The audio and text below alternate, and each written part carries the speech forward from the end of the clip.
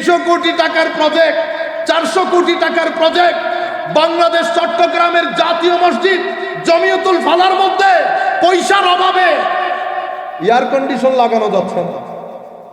সিলেটের medical college, চট্টগ্রামের medical college, বাংলাদেশের বিভিন্ন মেডিকেল কলেজের বার্ন ইউনিটে আমরা একটা এসি দিতে পারছি না। সেই জায়গার মধ্যে এত কোটি টাকা কোত্থেকে আসে আমার একটু জানতে ইচ্ছে করে না? কে দিয়েছে? যারা দিয়েছেন কেন দিয়েছেন? কোন উদ্দেশ্যে দিয়েছেন? সেই কারণে ইয়েজিদিয়তকে প্রমোট করতে হবে, হুসাইনিয়তকে ডিগ্রেড করতে হবে, ডিসরিগার্ড করতে হবে। সেই কারণে আপনি বিশ্বাস করবেন কিনা জানি না, বাংলাদেশের 70% মসজিদ ওই কোটি টাকার মসজিদ।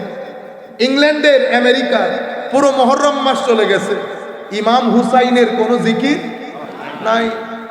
3 ফিট পর পর এই 3 তলা, 4 তলা, শত কোটি টাকার প্রজেক্ট কে দিচ্ছে? কারা দিচ্ছে? যেই দেশের জাতীয় মসজিদ বাইতুল মুকাররমের কালারগুলা ভেঙে ভেঙে পড়ছে, সেই দেশে কোটি কোটি টাকা কারা দেয়? কি কারণে দেয়?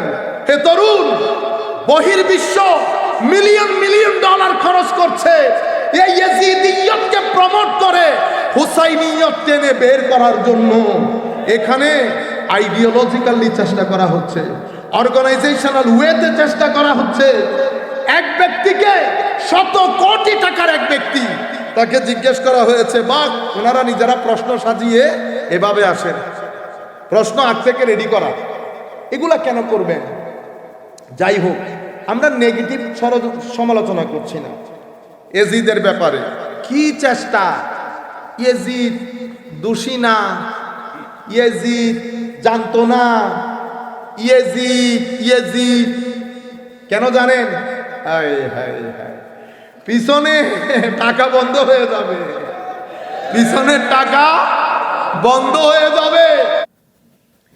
চোখ, কান, মুখ এগুলা দিয়ে আপনি জ্ঞান অর্জন করবেন, কিন্তু জ্ঞানটা প্রসেস হয় ব্রেইনে, জ্ঞানটা প্রসেস হয় ব্রেইনে। আপনি সবার দৃষ্টি আকর্ষণ করবেন, কেউ উঠা বসা করবেন না, কোনো আওয়াজ শব্দ করবেন না বেটা।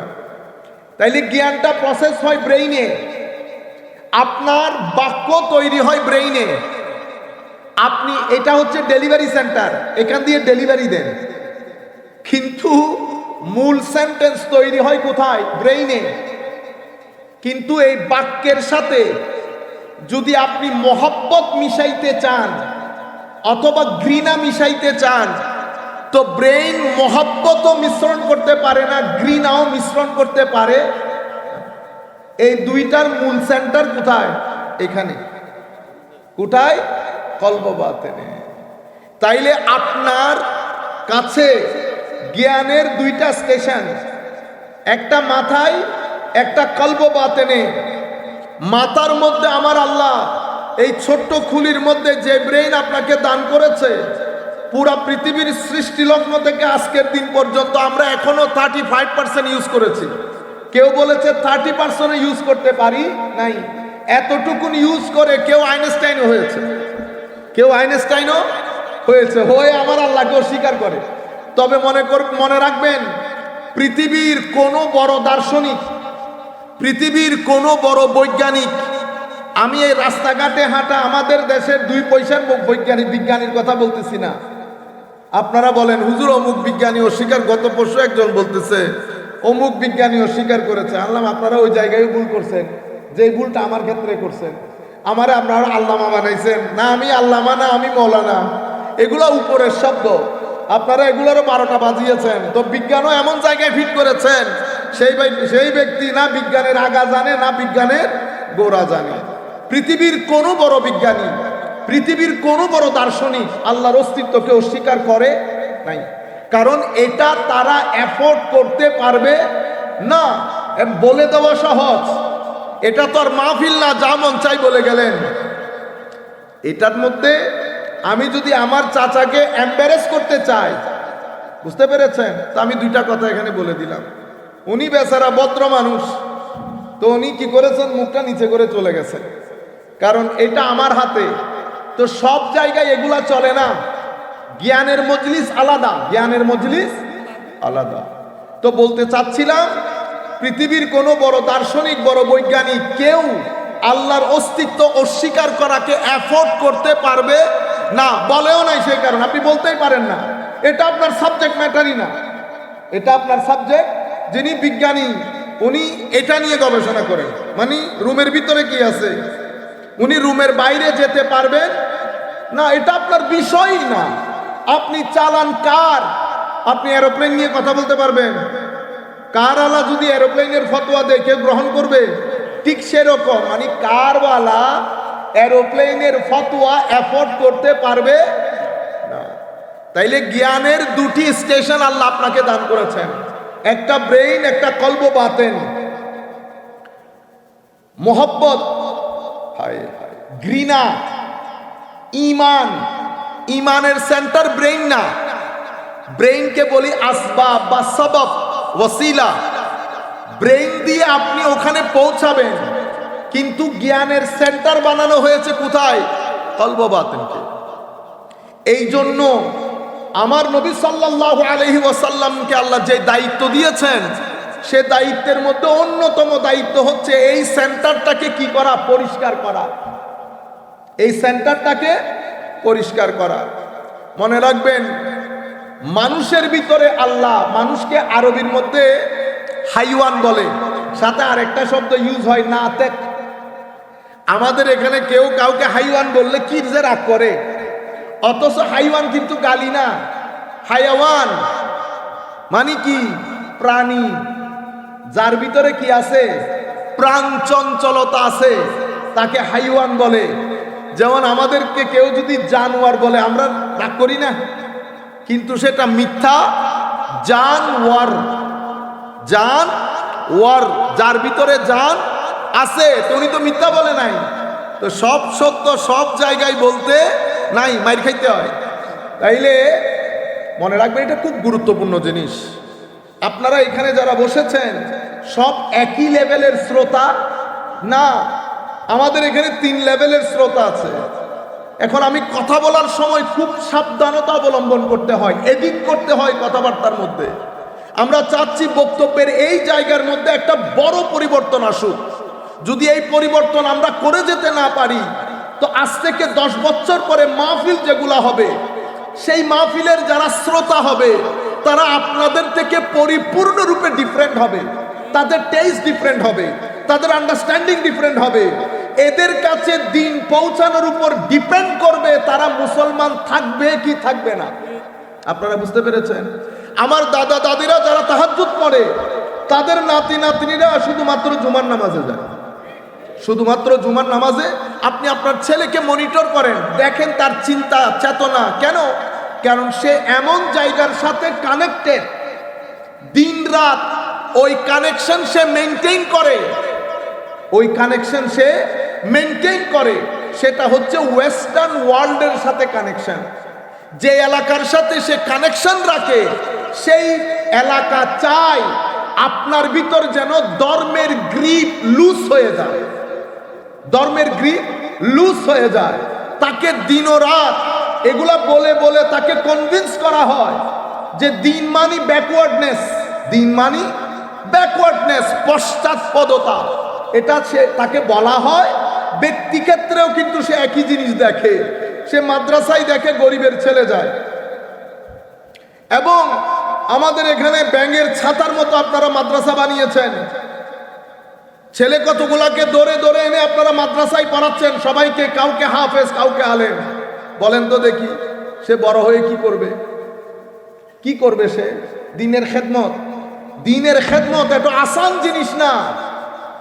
এখানে সমাজের রতি মহারতির চোখে চোখ রেখে সত্য কথা বলার জন্য তার একটা পারিবারিক ব্যাকগ্রাউন্ড দরকার।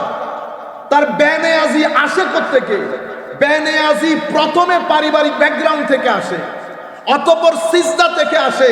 সেই সিজদা দিবে কোত্থেকে? তার তো চুলার মধ্যে আগুন জ্বলছে কিনা সকাল সন্ধ্যা পা দিয়ে দেখতে হচ্ছে।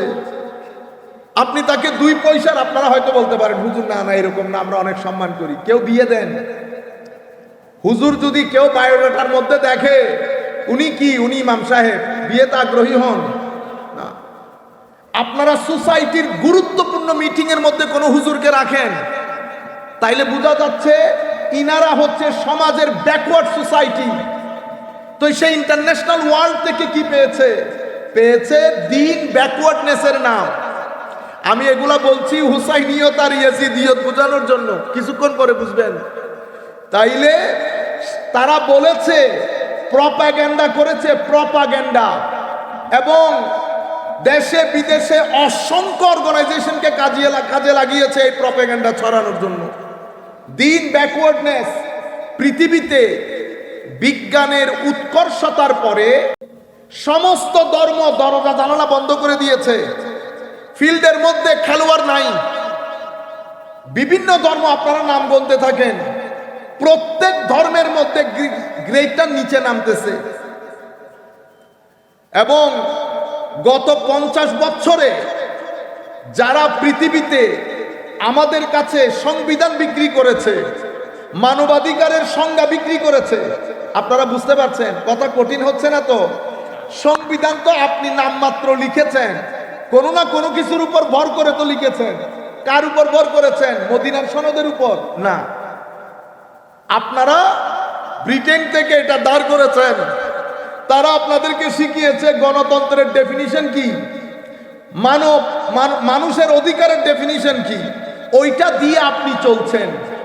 আপনার ইনকাম ট্যাক্স কে দিবে, কিভাবে দিবে, কয় টাকা দিবে, সব কিছু এ থেকে জেড পর্যন্ত একটা জিনিস আপনার পকেট থেকে বের করেন নাই।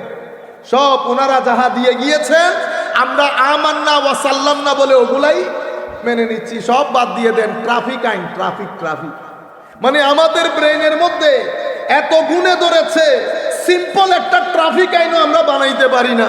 এরা ট্রাফিক আইন বানায়, এরা ব্যাট দেন না, বিএটি ব্যাট দেন, ওইটার সিস্টেমও ওরা বানিয়েছে। আমরা কি করেছি? ইম্পোর্ট করেছি। আমাদের ব্রেন এত এত এত অলস হয়ে গেছে। আর ভালো ব্রেনগুলা, ভালো ব্রেনগুলা তারা অক্সফোর্ডে, ক্যামব্রিজে, বিভিন্ন ইউনিভার্সিটিতে ডিগ্রি দিয়ে দিয়ে, টাকা দিয়ে দিয়ে, স্কলারশিপ দিয়ে দিয়ে, আমি অহংকার করেছি আমার ছেলে স্কলারশিপ পেয়েছে। বেটা এটাকে দূরে রাখেন, ডিস্টার্ব না হয় মতো। তাহলে আমার ছেলেগুলো ওখানে চলে গেছে। এটাকে বলে ড্রেনাইজেশন অফ ব্রেইন। ড্রেনাইজেশন অফ, আপনারা আমার কথা বুঝতেছেন? ব্রেইনকে ড্রেন করে নিয়ে যাচ্ছে, ওনারা ওখানে চলে গেছেন। আপনিও শান্তি, আমার ছেলে ওখানে সেটেল, অক্সফোর্ডে রিসার্চ করে। রিসার্চ মানি তাকে টাকা পয়সা দিয়ে ব্রেইন খরিদ করে ফেলেছে। আর ব্রেইনকে ড্রেন বানানোর জন্য আমাদের ইউনিভার্সিটিগুলোর মধ্যে এটা অমুক দল, এটা সমুক দল, ছেলেগুলা কই রিসার্চ করবে, দাও দামা নিয়ে ইউনিভার্সিটিতে দৌড়াদৌড়ি করবে। ঢাকা বিশ্ববিদ্যালয় যদি 20 বছর সুযোগ পায়, অক্সফোর্ড ক্যামব্রিজের সামনে ঢাকা বিশ্ববিদ্যালয় দাঁড়াতে সময় লাগবে 20 বছর। আপনারা আমরা মনে করি আমেরিকা মানে অনেক কিছু। আল্লাহর ইজ্জতের কসম, আমাদেরকে যদি 20 থেকে 30 বছর সময় দেয়, যেই পরিমাণ মেধা আল্লাহ বাংলাদেশ, ইন্ডিয়া, পাকিস্তানকে দান করেছে, সেই মেধা দিয়ে আমাদের বুয়েট বলেন, ঢাকা বিশ্ববিদ্যালয়, জাহাঙ্গীরনগর বিশ্ববিদ্যালয়, আরো যে সমস্ত বিশ্ববিদ্যালয়গুলো আছে, সেটা আন্তর্জাতিক পর্যায়ে আসতে আমাদের সময় লাগবে 30 বছর মাত্র। আফসোসের বিষয়, আমি এই দল করি, এই দল করে। এখন একটা দোয়া করব, আপনারা আমিন বলবেন। মাওলা, আমাদের এই দেশ, আমাদের এই ছেলেগুলাকে, ব্রেইনগুলাকে যারা বাইরে যাওয়ার জন্য এই দেশে অরাজকতা সৃষ্টির পেছনে যারা দায়ী, যারা হুসাইনিয়তের গলা টিপে ধরেছে, ইয়েজিদিয়তকে সামগ্রিক ক্ষেত্রে প্রমোট করেছে। করাপশন ইয়েজিদিয়ত, সুদ নেওয়া ইয়েজিদিয়ত, ঘুষ নেওয়া ইয়েজিদিয়ত, দুধের মধ্যে মিক্স করা ইয়েজিদিয়ত, 2 নম্বরই করা ইয়েজিদিয়ত, যারা এই সমস্ত ডিক্টেটরশিপ ইয়েজিদিয়ত। আমাদের ছেলেগুলো কোর্টের কাছারিতে ঘুরতে ঘুরতে জুতা ফিনিশ হয়ে যায়। আইন অধিকার দেওয়ার কোনো মানুষ নাই, সব কিছু ইয়েজিদিয়ত। যারা আন্তর্জাতিক বিশ্বে আদর্শের ক্ষেত্রে হুসাইনিয়তকে গ্রহণ করে, আমাদের দেশের রন্ধ্রে রন্ধ্রে ইয়াজিদিয়তকে প্রমোট করেছে। আল্লাহ তাদের তকদিরে যদি হেদায়েত থাকে তুমি হেদায়েত করো, যদি হেদায়েত না থাকে আল্লাহ তাদেরকে ভালো কোনো মানুষ দিয়ে পরিবর্তন করে তাদেরকে সমুদ্রে নিক্ষেপ করো আল্লাহ। সম্মানিত উপস্থিতি, আমরা ঘরে বসে নামাজ দোয়া পড়ছি, পৃথিবী আমাদের রন্ধ্রে রন্ধ্রে ইয়াজিদিয়তকে ঢুকিয়েছে। এরপরে আমাদের মধ্য থেকে কিছু মানুষকে পিক আপ করেছে, তাদেরকে ইয়াজিদ কি কি বলে না, আমরা ওই মলুনের নাম এখানে নিতে চাচ্ছি না, পুরা মাহফিল বন্ধ হয়ে যাবে। তো আশ্চর্য লাগে, আমি ফেস রিডিং, ফেস ওই পুলিশে যারা কাজ করে আমাদের দেশে তো সমানে পিটায়, আন্তর্জাতিক বিষয়ে পিটায় না, ফেস রিড করতে পারা যায়। ফেস রিডিং মানে আমি আপনার সাথে কথা বলবো, আপনার এই জিনিসগুলা দেখে আমি বুঝতে পারবো আপনি কি সত্য বলছেন না মিথ্যা বলছেন। হাসি মুখে কাউকে গালি দিতে পারবেন, গালি যখন দিবেন আপনার ফেসে একটা বিশেষ অবয়ব থাকে। আপনি যদি ফার্সি মানুষকে, ইংলিশ মানুষকে বাংলায় গালি দেন, সে হয়তো আপনার শব্দ বুঝবে না, কিন্তু আপনার ফেস দেখে বুঝতে পারবে আপনি কি ঘটনা ঘটাইছেন। তখন আপনি বলবেন কি রে, আমি তো বাংলায় বলছি, কেমনে বুঝছে? এটাকে ফেস রিডিং বলে। এটা তো আমি মিনিমাম পর্যায়ের বলেছি। যারা এই ক্ষেত্রে অনেক ভালো পারদর্শী, আপনি তাদের সামনে সত্য মিথ্যা সে 2 সেকেন্ডে বলে দিতে পারবে কি করেছেন, কিভাবে করেছেন। বুঝতে পেরেছেন? তো আমার নবী সাল্লাল্লাহু আলাইহি ওয়াসাল্লাম আল্লাহর দুনিয়ার মধ্যে সবচেয়ে বড় ফেস রিডার। ফেস রিডিং যিনি করেন উনি যেটা বলেন সত্য হতে পারে, মিথ্যাও উনি গ্যারান্টি দিতে পারবেন না, এটা প্রুফ করার জন্য এভিডেন্স লাগে। কিন্তু আমার নবী রুয়ে জমিনের মধ্যে ওয়ান এন্ড অনলি দূর থেকে চেহারা দেখে বুঝতে পারতো আমার নবী সিনার ভিতরে কি অতিবাহিত হচ্ছে।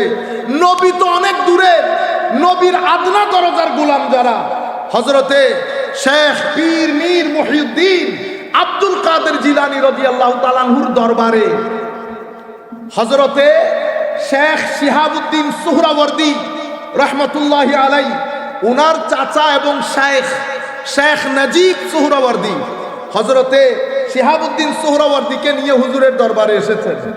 সেই হিসাবে হুজুর শেখ আব্দুল কাদের জিলানী উনার দাদা পীর এসেছেন হুজুরকে একটু জিজ্ঞেস করার জন্য যে বাতিজা উনাকে হুজুর কি পড়াবো। সে তো যুক্তি পড়তে চায়, দর্শন পড়তে চায়। হুজুর জোহরের নামাজের জন্য দাঁড়াচ্ছেন, ইমামতের ওই জায়গায় দাঁড়িয়ে গেছেন। হঠাৎ করে হুজুর পিছনে ফিরে বলছেন, এ নজিব সোহরাওয়ার্দীকে বলছেন, শিহাব যেগুলা পড়তে চাচ্ছে এটা তার দুনিয়া আখিরাতে কোনো কাজে আসবে না। এই কথা বর্ণনা দিচ্ছেন শেখ ইবনে তাইমিয়া, বলেছেন কাশাফাহু, ইয়ানি শেখ মহিউদ্দিন কশফের মাধ্যমে বুঝতে পেরেছেন শেখ নজিব সোহরাওয়ার্দী কি কারণে এসেছে। এটাকে আমাদের তাসাউফের ভাষায় আমরা কি বলি, কাশফ। বুঝতে পেরেছেন? তো আন্তর্জাতিক বিশ্ব আমাদের থেকে 2-4 জন মানুষকে পিক করেছে। পিক করে কেউ বলে রহমতুল্লাহ, কেউ কি বলে রহমতুল্লাহ আলাই বলার সময় কি থাকে, কনফিডেন্স থাকে না। ওই পুলিশে পিটানির সময় নাম বলে না, ঠুস করে নাম বলে চলে যায়, সাহস করে বলতে পারছে না। কারণ আল্লামা ইকবাল বলছে हद ही नहीं हुसैन तेरी इंतकाम की कि लफ्ज यजीद को गाली से बदतर बना दिया। कि हुसैन আলাইহিসসালাম তো আপনার যে প্রতিশোধ আপনি নিয়েছেন সেটার কোনো সীমা পরিসীমা নাই। কিভাবে? তো ইয়াজিদ শব্দটাকে কিয়ামত পর্যন্ত আপনি গালিতে পরিণত করেছেন। আজকের দিন পর্যন্ত পৃথিবীর কোনো মুসলমান ইবাদত করুক না করুক, মুসলমানের ঘরে জন্মগ্রহণ করেছে, অনেক এইথিস্ট কোনদিন ইয়াজিদ নামকরণ করে নাই। ইয়াজিদ নাম নাই আল্লাহর দুনিয়ার মধ্যে। এই কারণে আমি বোধহয় কালকেও বলেছি, আমি চেষ্টা করতেছি কথা রিপিট না হওয়ার জন্য, কিন্তু আমি তো মানুষ, কথা রিপিট হয়ে যায়। ড্যানিশ ফিলোসফার সে বলতেছে, দেখেন একজন ড্যানিশ ফিলোসফার, সে কোনো মুসলমান না, আর এই মুসলমানের ছেলেগুলোর কাজ দেখেন। সে বলতেছে, কত দারুণ কথা দেখেন দার্শনিক, রোল অফ হুসেন, মানে হুসাইনের রাজত্ব বিগিনস উইথ হিজ মার্টারডম, মানে ইমাম হুসাইন তার রাজত্ব শুরু করেছে শহীদ হওয়ার পর, শহীদ হওয়ার পর। আর role of Yazid ends with his life, আর ইয়াজিদ তার শাসন ক্ষমতা খুইয়েছে যুদ্ধে জয় করার কারণে, যুদ্ধে জয় করার কারণে। এটার দারুণ ব্যাখ্যা দিয়েছেন আমার শ্রদ্ধাভাজন শিক্ষক। উনি বলছেন, বেটা এটা এই কারণে হয়েছে কারণ ইয়াজিদ শক্তিকে হক মনে করেছে, ইয়াজিদ শক্তিকে হক মনে করেছে। আর যেই ব্যক্তি শক্তিকে হক মনে করে সে মাটির সাথে কি হয়ে যায়, মিশে যায়। ফেরাউন মিশে গেছে, কারুন মিশে গেছে। আপনার দেশেও যারা পাওয়ারকে হক মনে করে মিশে গেছে না, মিশে গেছে, মিশে যাবে।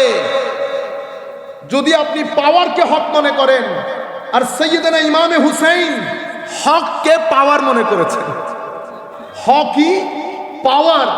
যারা হককে পাওয়ার মনে করে এটা 2-3 দিনের জন্য বন্ধ থাকে, এটা যখনই সময় পাবে, এটা যখনই সময় পাবে পৃথিবীর ইতিহাস পরিবর্তন করে রেখে দিবে।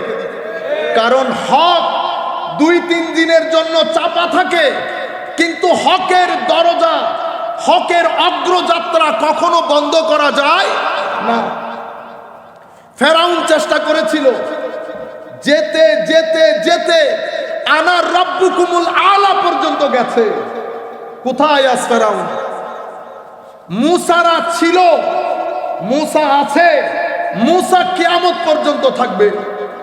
কিছু সময়ের জন্য আপস এন্ড ডাউনস হয়। প্রত্যেক শতাব্দীতে, প্রত্যেক সমাজের রেভলিউশনের পেছনে এই মুসাবি শক্তি মানুষকে ইন্সপায়ার করে। হযরতে ইসমাঈল আলাইহিস সালাম যেই জিবহে আজিমের শুরু করেছিলেন, সেই জিবহে আজিম সমাপ্তি ঘোষণা করেছেন ইমামে হুসাইন রাদিয়াল্লাহু তাআলা আনহু। আল্লামা ইকবাল বলেছেন, বিদায়া ইসকি, বিদায়া ইসকি জিবহে ইসমাঈল, নিহায়া ইসকি হযরতে জিবহে ইমামে হুসাইন রাদিয়াল্লাহু তাআলা আনহু। সম্মানিত উপস্থিতি, যেই জিনিসটা আপনাদেরকে মূল পয়েন্ট বোঝাতে চাচ্ছি, ওয়ালান তারদা আনকাল ইয়াহুদ ওয়ালান নাসারা হাত্তা তাত্তাবিআ মিল্লাতাহু। পৃথিবীর চতুর্দিক থেকে আপনাদেরকে ঘিরে ধরেছে, কারণ মাঠে আর কোনো প্লেয়ার নাই। বিজ্ঞান আকাশে, যুক্তি তথ্য প্রযুক্তি আকাশে। পৃথিবীতে আশেপাশে যত ধর্ম দেখছেন সব দরজা জানালা বন্ধ করে দিয়েছে। কেউ সিনেমার মাধ্যমে, অশ্লীলতার মাধ্যমে নিজের ধর্ম চর্চা করে, আপনারা বুঝে নেন, এবং আপনাদের ঘরে ঘরে ঢুকিয়ে দিয়েছে। আপনারা এই সিনেমার মাধ্যমে এটা দেখেন দুনিয়া তাহাজ্জুদের মধ্যে, তখনও আপনারা ওগুলাই দেখেন, কারণ তাদের হাতে এই মেয়েদেরকে উলঙ্গ অবস্থায় প্রেজেন্ট করে কত গরিব হয়ে গেছে দেখেন, দিনটাকে ধরে রাখতে হচ্ছে। আপনারা বুঝতে পারছেন আমি কোন ধর্মের কথা বলতেছি? তারা প্রত্যেক সিনেমার মধ্যে তাদের এই মূর্তি পূজা, ভূত পূজা এগুলা দেখায়। কোন ধর্মকে উপরে তোলা, নিচে নামা আমাদের উদ্দেশ্য না। আমি আপনাদেরকে রিয়েলিস্টিক মূল কথাটা বলছি। অশ্লীলতা বাহন কেন? আপনি ধর্মটাকে এই যুগে প্রেজেন্ট করার জন্য, এটা খুবই গুরুত্বপূর্ণ। এই যুগে আপনার ধর্ম প্রেজেন্ট করার জন্য যেই ভাষা দরকার, যে মেথোডোলজি দরকার, কোনোটাই আপনার মধ্যে নাই। সেই কারণে আপনি সিনেমা বেছে নিয়েছেন, আরেক বিশ্ব টাকা পয়সা বেছে নিয়েছে।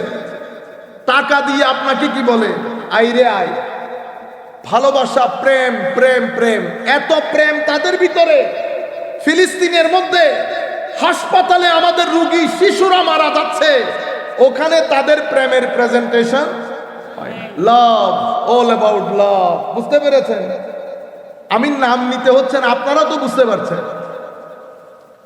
পৃথিবীর টার্গেট আপনারা, কারণ ইউরোপ আমেরিকার মধ্যে গির্জা বাড়ে নাই, টেম্পল বাড়ে নাই, উপাসনালয় বাড়ে নাই, মসজিদ বেড়েছে। মসজিদ বেড়েছে, তরুণ প্রজন্ম মসজিদমুখী হয়েছে। এখন আন্তর্জাতিক বিশ্ব আপনাকে নিয়ে অনেক চিন্তিত। আপনার করণীয় কি সেটা বোঝানোর জন্য বলছি। আন্তর্জাতিক বিশ্ব আপনাকে নিয়ে অনেক চিন্তিত। ওনারা দুই জায়গা থেকে দুইটা প্ল্যান করেছে। একটা প্ল্যান, আপনার দেশের যারা ভালো বিশ্ববিদ্যালয়ে ভালো সাবজেক্টে পড়ে, ঢাকা বিশ্ববিদ্যালয়, বুয়েট, কুয়েট, চুয়েট যাই আছে, এদের প্ল্যান সায়েন্স, ফিলোসফি, বিভিন্ন মাধ্যম দিয়ে তাদের আকীদার জায়গাকে গডলেস করা হয়েছে। নিচ্ছের ফিলোসফি এখানে পড়ানোর কোনো দরকার ছিল না, পড়ানো হয়েছে। চাওয়া হচ্ছে আপনাকে গডলেস করা। আর ওই জায়গা থেকে আপনাকে অ্যাটাক করা হয়েছে যেন ইয়েজিদের প্রমোশনটা বেশি হয়। ইয়েজিদের প্রমোশনটা বেশি হয় কেন? কারণ ইয়েজিদ বেঁচে থাকলেও ধর্ম বাঁচে না, হুসাইন চলে গেলেও ধর্ম, ইসলাম জিন্দা होता है हर কারবালা के बाद। इसलिए এই জন্য কারবালাকে সবাই ভয় পায়। কেন? কারবালাতে উগ্রতা প্রদর্শন হয় নাই, কারবালাতে ঘৃণা ছিল না, কারবালাতে পৃথিবী দেখেছে ইশক এবং মোহাব্বতের এক আজিম এক্সাম্পল। রব্বে জুল জালালের ইশক ও মোহাব্বত, মদিনায়ে মুনাওয়ারায় শাহিদ নবীর ইশক মোহাব্বত, দ্বীন ইসলামের ইশক মোহাব্বত, এই দুই তিন জিনিসের ইশক মোহাব্বতে একে একে নিজে সহ সমস্ত সন্তান সন্ততির জীবন দিয়ে পৃথিবী এক নতুন ইতিহাস রচনা করছে। তারা মনে করেছিল ইউরিদুনা লিইউতফিউ নূরাল্লাহি বিআফওয়াহিহিম ওয়াল্লাহু মুতিম্মু নূরিহি ওয়ালাউ কারিহাল কাফিরুন। আমার আল্লাহ কখনো যুদ্ধে জিত দিয়ে ধর্মকে বাঁচান, কখনো যুদ্ধে শাহাদাত বরণ করিয়ে দ্বীনকে বাঁচান। বদর যুদ্ধ পর্যন্ত আমার নবী যতদিন ছিলেন সমস্ত যুদ্ধে জিতিয়ে দ্বীনকে বাঁচিয়েছেন, কারবালার প্রান্তরে শাহাদাত করিয়ে দ্বীনকে বাঁচিয়েছেন। সম্মানিত উপস্থিতি, কাজেই পৃথিবী চাই তরুণ প্রজন্মের অন্তরে যেন হুসাইনিয়ত না আসে। সেই কারণে হুসাইনিয়তকে উপরে তুলতে হলে হুসাইনিয়তের কিছু সাবস্টেশন পুরো পৃথিবী ব্যাপী বিবৃত। সেই ধরনের একটা স্টেশনের নাম শাহজালাল ইয়েমেনি, একটা স্টেশন শাহপরান, একটা স্টেশন নাসিরউদ্দিন সিপাহসালার, আরেকটা স্টেশন আপনাদের এখানে শাহিত শাহ আহমদ শাহ রহমতুল্লাহি আলাই। ইনারা হচ্ছেন হুসাইনিয়তের ট্রু রিপ্রেজেন্টেটিভ, যারা হুসাইনিয়তের ইশক মোহাব্বতের স্রোতস্বিনী জায়গায় জায়গায় গ্রামে গ্রামে প্রবাহিত করেছে। সেই কারণে পৃথিবী চায় হুসাইনিয়তের প্রতি আপনার একটা যেন ঘৃণা জন্মে। ঘৃণা না জন্মালেও অন্তত ইয়েজিদের প্রতি যেন ঘৃণা না আসে। তো পৃথিবী চিন্তা করলো কি করা যায়। তো আগে হুসাইনিয়ত জিন্দা থাকার পেছনে মূল কাজ যারা করেছে তারা হচ্ছেন আমার নবীর নূরের সাবস্টেশন, যারা সিনায়ে মুস্তাফা থেকে নূর গ্রহণ করে পৃথিবীর গ্রামে গ্রামে সেই নূর বন্টন করে অন্ধকারে আচ্ছন্ন জাতিকে ইসলামের আলোয় আলোকিত করেছে। সেই সমস্ত বলি বুজরক এখন আমরা শুরু করেছি। এই যে মাজার দেখতেছো, এ সব বেদাতের আড্ডাখানা, সব বেদাতের আড্ডাখানা। সম্মানিত তরুণ প্রজন্ম, অটোমান এম্পায়ার তুর্কির শাসনের পতনের আগ পর্যন্ত যাহা তাদের দৃষ্টিতে বেদাত, যতদিন তুর্কির শাসন আমল পতনের আগ পর্যন্ত পৃথিবীতে জায়গায় জায়গায় মিলিয়ন মিলিয়ন স্কয়ার ফিটের পৃথিবী ইসলামের আলোয় আলোকিত হয়েছে কোন মুহাদ্দিস মুফতির মাধ্যমে না। কাদের মাধ্যমে? ইয়েমেন থেকে কখনো শাহজালাল বের হয়ে এসেছেন, কেউ ফিলিস্তিন থেকে বের হয়েছেন, কেউ বাগদাদের জমিন থেকে বের হয়েছেন।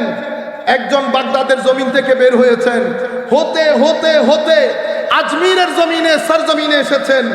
আজমিরের সরজমিনে স্টেশন গেড়েছেন, সেই স্টেশন থেকে পুরা সাবকন্টিনেন্টের মুকুটহীন সম্রাট হিসেবে নিজেকে প্রতিষ্ঠিত করেছেন। লাখো মানুষকে ধর্মে দীক্ষিত করে অন্ধকারচ্ছন্ন পৃথিবীর মধ্যে আলো জ্বালিয়েছেন। বুঝতে পেরেছেন? সেই খাজা মাইনুদ্দিন আমাদের বাইগণ ভাই, তো আমাদের খাজা গাজা ইন্না লিল্লাহি, এটা কোনো নন মুসলিমও বলে নাই, এগুলো আমাদের লোকজন বলতেছেন। কেন আমি বলতেছি আপনাদেরকে? অতঃপর কেউ সিরিয়া, কেউ ইয়েমেন, কেউ বাগদাদ, কেউ প্যালেস্টাইন, কেউ আফগানিস্তান, কেউ বুখারা, পুরো পৃথিবীতে আমার নবী যাকে যেখানে পেরেছেন পাঠিয়েছেন। আমাদের চট্টগ্রামে জামে আহমদিয়া সুন্নিয়া আলিয়া মাদ্রাসা আপনারা চিনেন, যিনি প্রতিষ্ঠা করেছেন উনি হাজার লোক আস্তে আস্তে বাংলাদেশের চট্টগ্রামের গ্রামে আসার কোনো কারণ ছিল না। আমার নবী শরীয়ত এবং এলমে মারেফতের আলো, যেহেতু আমার নবী ইন্নামা আনা কাসিম ওয়াল্লাহু ইউতি, আমি একমাত্র বন্টনকারী, দেন কে? আল্লাহ, দেন আল্লাহ। বন্টন এখান থেকে হয়। বন্টন সেদিনও হয়েছিল, আজকেও হয়। সেদিন সবাই পেত, আজকে কেউ কেউ পায়। সেদিন আমার নবী পর্দার বাইরে এসে বন্টন করত, আজকে আমার নবী পর্দার অন্তরাল থেকে বন্টন করে। কিন্তু বন্টন করে কি মনে হয়? আমি এখন যে কথা বলবো আবার আপনারা এটা মনে করিয়েন না হুজুর এখানে এসে আমাদেরকে খুশি করার জন্য আমরা কাউকে পরোয়া করি না। গরিব ফকিরের ছেলে হলে পরোয়া করতাম, টাকা দিবেন কি দিবেন না, অমুক সাপ সমুক সাপ, এগুলো পরোয়া করতে হয় না। আল্লাহ সব সাপগুলো ঘরের মধ্যে বসে আলোচনা করি। সেজন্য আবার আপনাদের মাথায়, কারণ এগুলো অনেকেই বলে ওখানে গেছে, তো এই জন্য এই কথাগুলো তো সব জায়গায় বলতেছি। পছন্দ যারা করে তাদের মজলিসও বলতেছি, পছন্দ যারা করে না তাদের মজলিসও বলতেছি। বুঝতে পেরেছেন? এই যে এক ব্যক্তি এখানে সিলেটের মধ্যে হযরতে ফুলতলি সাহেব কেবলা চেয়ে বড় পয়সাওয়ালা নাই, আছে কিনা? তো এক ব্যক্তি ইংল্যান্ডের মধ্যে এত মসজিদ কেমনে প্রতিষ্ঠা করলো? আমি কিছুদিন আগেও নর্থ আমেরিকান মুসলিম অ্যালায়েন্স আমরা প্রতিষ্ঠা করেছি, সেখানে আমি বলতেছি একটা মসজিদ প্রতিষ্ঠা করতে আমাদের জান ছুটে যাচ্ছে। 1.4 মিলিয়ন, 1.2 মিলিয়ন। আল্লাহর দরবারে বলছি, আল্লাহ, আল্লামা ফুলতলি সাহেব কেবলা যদি ইংল্যান্ডের জমিনকে মসজিদের জমিন বানাইতে পারে, একটু ফিউজাত আমাদেরকে দিলে তোমার সাগরের মধ্যে কোনো কমতি হবে? তো উনি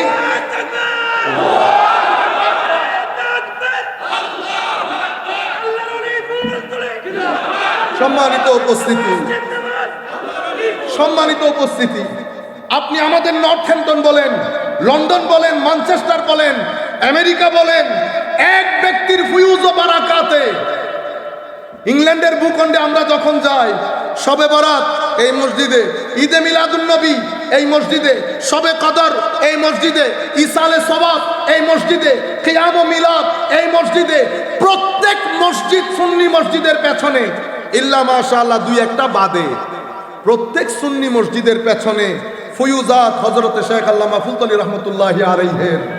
সম্মানিত উপস্থিতি, কি মনে হয় আপনাদের এমনিতে হয়ে গেছে? এমনিতে হয়ে যায়? এমনিতে হয় না।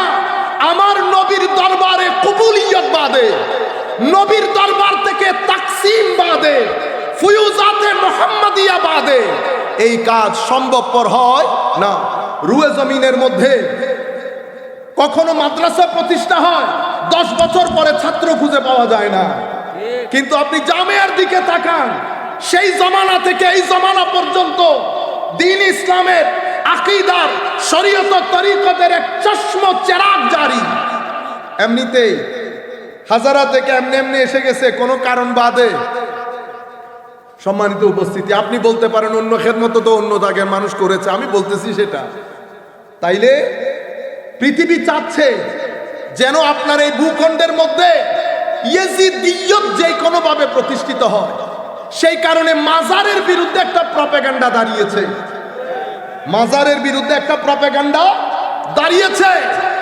একদল লোক, আমাদের ভাইয়েরা বুঝে না বুঝে তৌহিদি জনতা নাম দিয়েছে না। আমার নবীর জামানায় যেই ব্যক্তি আমার নবীর শানে বিয়াদবির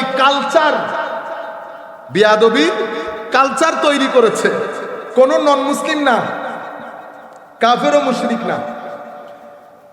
আমার নবীর অজুর পানি দিতেন এক ইহুদির ছেলে। হায় হায়, আমার দৃষ্টিতে, আমি ভুল হতে পারি কারণ আমরা তো আলেম না, আমার এই মুফতি মঞ্জুররা আলেম, আমরা ওই অর্থে আলেম না, আমি সত্য কথা আপনাদেরকে বলছি। আমরা এখনো জের জবর দিয়ে ভালো করে পড়তে পারি না, আমাদের সূরা কেরাত শুদ্ধ না, কারণ আমরা আলেমই না। আল্লাহর দরবারে দোয়া করবেন, আল্লাহ যেন আমাদেরকে ওই জন্য গ্রহণ করেন এবং কবুল করেন। একটু দরুদ শরীফ পড়ি, সালাতুনিয়া। যাই হোক, কথা ডানে বামে চলে যাবে। সম্মানিত উপস্থিতি, কোন নন মুসলিম করে নাই, মুসলমানের মধ্য থেকে লোক। সে আমার নবীর সাথে বিয়াদবির কালচারটা শুরুই করেছে সে আমার নবীর দরবারে, অথচ ইহুদি। আমি মনে করি সে আমার নবীর সবচেয়ে কনিষ্ঠ সাহাবী, সর্বোচ্চ 30 মিনিট বা 20 মিনিট বা 10 মিনিটের সাহাবী। মানে ঈমান গ্রহণ করে সর্বোচ্চ 30, কমে 20, এর চেয়ে কমে 10 মিনিট পৃথিবীতে ছিলেন, কম সময়ের সাহাবী। অথচ ইহুদি আমার নবীকে অজুর পানি দিতেন, অজু করে আমার নবী উঠলে বোধহয় ঘাড়ে হাত দিয়ে বোধহয় উঠতেন, আমার নবীর জুতা মুবারক সিধা করে দিতেন। এটার কারণে উনি যখন অসুস্থ হলেন, এই হাদিস সংক্ষিপ্ত আকারে বুখারী শরীফের মধ্যে এসেছে, বিস্তারিত মুসনাদে আহমদ ইবনে হাম্বলের মধ্যে এসেছে। ইমাম ইবনে কাসিরও রওয়ায়াত করেছেন নিজের তফসিরের কিতাবের মধ্যে, অত ডিটেলসে যাওয়ার দরকার নেই। আমার নবী একদিন জিজ্ঞেস করতেছেন, ছেলেটা কোথায়? কৌজুর, ও তো অনেক অসুস্থ। আমার নবী একটু রাগ করেছেন, বেটা অসুস্থ, আমাকে বলা দরকার ছিল, আমি একটু দেখতে যাইতাম। হায় হায়, আমার নবী সাহাবায়ে কেরামকে নিয়ে দেখতে গেছেন। হায় হায়, আমার নবী বিছানায় বসলেন, বসার পরে বলতেছেন, বেটা এতদিন তো কিছু বলি নাই, আমার খেদমত করে জাহান্নামে যাবে, এটা আমার নবীর শানের রাহমানিয়তের খেলাফ হবে। আমার নবী বলতেছেন, শুধু কালমাটা পড়ে দাও, কালমাটা পড়ে দাও। ফানাজারা ইলা আবি, হাদিসে পাকের মধ্যে এভাবে এসছে, সেই ব্যক্তি একবার তার বাবার দিকে তাকাচ্ছে, কোনো কিছু মনে করতেছে কিনা। তো বাবা বলতেছে, উনি যা বলতেছেন তাই করো, কলমা পড়েছে। অতঃপর আমার নবী ঘর থেকে বের হয়েছে, এক স্টেপ 2 স্টেপ দেওয়ার পরে ঘর থেকে কান্নার আওয়াজ আসার কারণে আমার নবী বুঝতে পেরেছেন উনি আর দুনিয়াতে নাই। আমার নবী একটা দারুণ উক্তি করেছেন ওই জায়গায়, আনকাযাহুল্লাহু বি মিনান না, আল্লাহ আমার ওসিলায় তাকে জাহান্নামের আগুন থেকে মুক্তি দিয়ে দিয়েছে, আমার ওসিলায়। তাইলে ইহুদির এই অবস্থা, আর আমার নবীর দরবারে বিয়াদবির যে বাজার গরম করেছে তার নাম যুলখুয়াইসার আত-তামিমি। আমাদের এনায়েতুল্লাহ আব্বাসী সাহেব হুজুর আপনাদেরকে কিছুটা ইঙ্গিত করেছেন, আমি ওদিকে যাব না, শুধু আপনাদেরকে বোঝানোর জন্য। এই ব্যক্তি, এটা হচ্ছে তাদের আইডিওলজিক্যাল উত্থান, আদর্শিক উত্থান, আইডিওলজিক্যাল ইমার্জেন্স। তাইলে আইডিওলজিক্যাল উত্থানটা কিসের মাধ্যমে হয়েছে? শানে রিসালতে বিয়াদবির মাধ্যমে। শুধু এটা বলে নাই, সে আমার নবীর দরবার থেকে যখন বের হয়ে যাচ্ছে, হায় হায় হায়, মাথা টাতা এভাবে নেড়ে, মানে তুমি কে? আমি আল্লাহর অস্তিত্ব মেনে নিয়েছি, দ্যাটস ফাইন। এই জন্য সূরা মুনাফিকুনের মধ্যে আমার আল্লাহ বিস্তারিত বর্ণনা দিয়েছেন, ওয়া ইযা কিলা লাহুম তাআলাউ ইস্তাগফির লাকুম রাসূলুল্লাহ লাওয়াউ রুউসাহুম ওয়া রাআইতাহুম ইয়াসুদ্দুনা ওয়া হুম মুস্তাকবিরুন। অনেক অহংকার, ইবাদতের অহংকার, এলমের অহংকার, আপনারা বুঝতে পেরেছেন? সে একেবারে গা হাত ঝাড়ানি দিয়ে, মানে আপনি কে, আপনি কি চান? ইবাদত করতে বলেছেন করেছি, যাকাত করতে দিতে বলেছেন দিচ্ছি, রোজা রাখতে বলেছেন, রাখতেছি, হোয়াট এলস ইউ নিড। এমন রেওয়ায়তে এসেছে, আপনি কি চান আপনার ইবাদত করি? আপনারা বুঝতে পারতেছেন, এটা আইডিওলজিক্যাল উত্থান। এরপরে উসমানে গনির জমানায় এদের পলিটিক্যাল অর্গানাইজেশন হয়। হযরত আলীর জমানায় এদের পলিটিক্যাল ইমার্জেন্স হয়। এরা আলাদা একটা গ্রুপ, যাদের সাথে হযরত আলী রাদিয়াল্লাহু তাআলা আনহু যুদ্ধ করেন, যাদের সাথে হযরত আলী যুদ্ধ করেন, এরাই হযরত আলীকে কাফের ফতোয়া দিয়েছিলেন। আল্লাহর হুকুম বাদে কারো হুকুম মানি না। এদের নাম কি জানেন? এদের নাম কি? খারেজি। আসল নাম কিন্তু এটা না, এই জন্যই বলতেছি। এরা নিজেদের নাম দিছে কি জানেন? আসহাবুত তাওহীদ ওয়াল ইতিদাল। আসহাবুত তাওহীদ মানে তাওহীদপন্থী, আসহাবুত তাওহীদ মানে তাওহীদপন্থী। সুতরাং তাওহীদপন্থী হে তরুণ, কারোর সাথে কোনো ধরনের ভুল বুঝাবুঝি নাই। তোমাকে তাওহীদপন্থী বলে ভুল বোঝানো হচ্ছে, তোমাকে খারেজিয়তের সেই গৌরব দান্দলে ঢুকিয়ে দেওয়া হচ্ছে, পিছন থেকে টাকা খরচ হচ্ছে। দেশীয় এজেন্টগুলো তোমাদের জন্য টাকা খরচ করে সুন্দর সুন্দর কথা বলে 2-3 ফিট মুড়ে 3-3 তলা 4-4 তলা মাদ্রাসা করা হচ্ছে। মাননীয় সরকারের প্রতি বিনয়ের সাথে অনুরোধ করব, আমরা একটা মসজিদ বানাতে গেলে ফান্ডের কারণে মাথা খারাপ হয়ে যায়।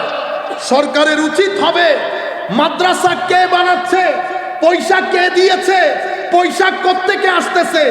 কোন বাংলাদেশের কোন ব্যবসায়ী যদি পয়সা দেয়, তার উচিত ইনকাম ট্যাক্সের ফাইলগুলো জাতির কাছে ক্লিয়ার করা।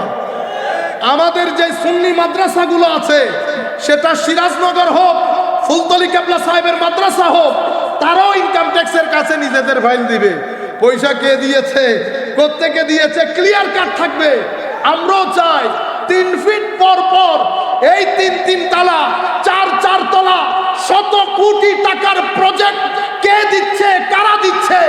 যেই দেশের জাতীয় মসজিদ বাইতুল মুকাররমের কালারগুলা ভেঙে ভেঙে পড়ছে, সেই দেশে কোটি কোটি টাকা কারা দেয়, কি কারণে দেয়? হে তরুণ, বহির্বিশ্ব মিলিয়ন মিলিয়ন ডলার খরচ করছে এই ইয়াজিদিয়তকে প্রমোট করে হুসাইনিয়ত টেনে বের করার জন্য। এখানে আইডিওলজিক্যালি চেষ্টা করা হচ্ছে, অর্গানাইজেশনাল ওয়েতে চেষ্টা করা হচ্ছে। এক ব্যক্তিকে, শত কোটি টাকার এক ব্যক্তি, তাকে জিজ্ঞেস করা হয়েছে, বা ওনারা নিজেরা প্রশ্ন সাজিয়ে এভাবে আসেন, প্রশ্ন আগ থেকে রেডি করা, এগুলা কেন করবেন? যাই হোক, আমরা নেগেটিভ সমালোচনা করছি না। এজিদের ব্যাপারে কি চেষ্টা, ইয়েজিদ দোষী না, ইয়েজিদ জানতো না, ইয়েজিদ কেন জানেন? পিছনে টাকা বন্ধ হয়ে যাবে, পিছনের টাকা বন্ধ হয়ে যাবে। 300 কোটি টাকার প্রজেক্ট, 400 কোটি টাকার প্রজেক্ট, বাংলাদেশ চট্টগ্রামের জাতীয় মসজিদ জমিয়তুল ফালার মধ্যে পয়সার অভাবে এয়ার কন্ডিশন লাগানো যাচ্ছে না। সিলেটের মেডিকেল কলেজ, চট্টগ্রামের মেডিকেল কলেজ, বাংলাদেশের বিভিন্ন মেডিকেল কলেজের বার্ন ইউনিটে আমরা একটা এসি দিতে পারছি না। সেই জায়গার মধ্যে এত কোটি টাকা কোত্থেকে আসে? আমার একটু জানতে ইচ্ছে করে না, কে দিয়েছে? যারা দিয়েছেন কেন দিয়েছেন, কোন উদ্দেশ্যে দিয়েছেন? সেই কারণে ইয়েজিদিয়তকে প্রমোট করতে হবে, হুসাইনিয়তকে ডিগ্রেড করতে হবে, ডিসরিগার্ড করতে হবে। সেই কারণে আপনি বিশ্বাস করবেন কিনা জানি না, বাংলাদেশের 70% মসজিদ ওই কোটি টাকার মসজিদ। ইংল্যান্ডের, আমেরিকার পুরো মুহররম মাস চলে গেছে, ইমাম হুসাইনের কোনো জিকির নাই। আচ্ছা, এতগুলো হাদিসের মধ্যে আমার নবী বললেন, আমাদের মুফতি মঞ্জুর বলেছেন, আমাদের শেখ এনায়েতুল্লাহ আব্বাসী সাহেব হুজুর বলেছেন, এতগুলো হাদিস, শুধুমাত্র বুখারী মুসলিমের 2টি হাদিস, যেটা আমাদের এনায়েতুল্লাহ আব্বাসী সাহেব জিকির করেছেন, উনি তিরমিজি শরীফের হাদিস জিকির করেছেন। সেই হাদিসের মধ্যে আমার নবী ইরশাদ করছেন, দুটি জিনিস রেখে যাচ্ছি, কিতাব আল্লাহ, ইতরাতি আহলা বাইতি। হায় হায়, আহাদুহুমা আযমু মিনাল আখার। এই দুইটা একটা আরেকটার চেয়ে মহান। কোনটা কোনটার চেয়ে মহান বলা হয় নাই, আমার নবী বলছেন একটা একটার চেয়ে মহান। এরা দুইজন আল্লাহর কিতাব, আহলে বাইত, এরা একজন আরেকজন থেকে কখনো পৃথক হবে না। হাত্তা ইয়ারিদা আলাইয়াল হাউদ, হাউজে কাউসারে পানি বিতরণের আগের দিন পর্যন্ত কোরআনের সাথে আহলে বাইত জুড়ে থাকবে।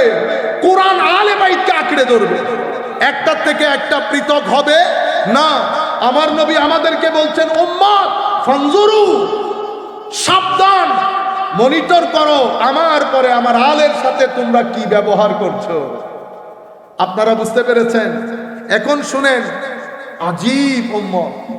সম্মানিত উলামায়ে কেরামগো, আমি বিনয়ের সাথে দৃষ্টি আকর্ষণ করছি, এই ধরনের যত হাদিস, ইতরাতি আহলা বাইতি, যত হাদিস এসেছে, কিছুদিন আগে আমাদের কিছু ছেলে আন্তর্জাতিক একজন স্কলার, অনেক বড় মাপের স্কলার, ধরতে গেলে আমার শিক্ষকও বটে, আমি অনেক উপকৃত হয়েছি, কিন্তু সব বিষয় ওনার কাছ থেকে নেই না, ঈমানের বিষয়গুলো গ্রহণ করি না। উনি বলতেছেন, দেখেন খারেজিয়ত যখন অস্থিমজ্জার ভিতরে ঢুকে যায়, ঘুরিয়ে ফিরিয়ে আলে রাসূল থেকে একটু ডিসরিগার্ড, তো এখানে আলু বাইতি ওয়াইত্রতি মানি আমার নবীর স্ত্রীগণ, আমার নবীর স্ত্রীগণ। এখানে আমাদের কিছু ভাই যাদের কথা বলেন তারা ইনক্লুডেড, মনে হয় যেন আমার নবীর সাথে জন্মের কোনো শত্রুতা আছে।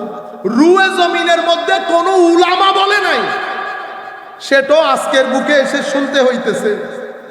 কি উনি শোনাইতেছেন না উনাকে দিয়ে শোনানো হচ্ছে এটা তো আমরা জানি না, তবে যতটুকুন মনে হচ্ছে শোনানো হচ্ছে। যদি শোনানো না হইতো, আমি এত ক্লাস লাইব্রেরি আমার চোখে আর কোনোদিন দেখি নাই। আমরা একটা শোকেস বানাইতে পারতেছি না, আল্লাহ দিলে বাপ দাদার পয়সা কম নাই, এত সত্ত্বেও একটা শোকেস বানাইতে পারতেছি না। আর ইনাদের এত বড় বড় শোকেস, আপনারা বুঝতে পেরেছেন? এই হচ্ছে উম্মতের মধ্যে, ইভেন এই হাদিস দিয়ে নাকি শুধু আজওয়াজে মুতাহারা শামিল, এখানে আমার নবীর পাক পাঞ্জাতন শামিল নাই। ইন্না লিল্লাহি ওয়া ইন্না ইলাইহি রাজিউন। দুই জায়গা থেকে দুইজন আমার উম্মতের, আমার নবীর উম্মতের তরুণ প্রজন্মকে মিসগাইড করার জন্য একদল এদিকে টেনে নিয়ে যায়, আরেক দল আলে রাসূলের মহব্বত বলে সাহাবায়ে কেরামের উপর ইনজেকশন চালায়। আহলে সুন্নাত ওয়াল জামাত এক হাত সাহাবায়ে কেরামের কদমে, আরেক হাত আলে রাসূলের কদমে। একজন আমাদের, একদল আমাদের নৌকা, আরেক দল আমাদের তারকা। নৌকা চলতে গেলে তারকা লাগে, তারকা হেদায়েত দিতে গেলে নৌকা লাগে। দুইজন একসাথে হলে আহলুস সুন্নাত ওয়াল জামাত। এই কথা বলেছেন ইমাম রাজি ওনার তাফসীরে কবিরের মধ্যে। আপনারা বুঝতে পেরেছেন? এভাবে ইয়েজিদিয়তকে প্রমোট করা হচ্ছে।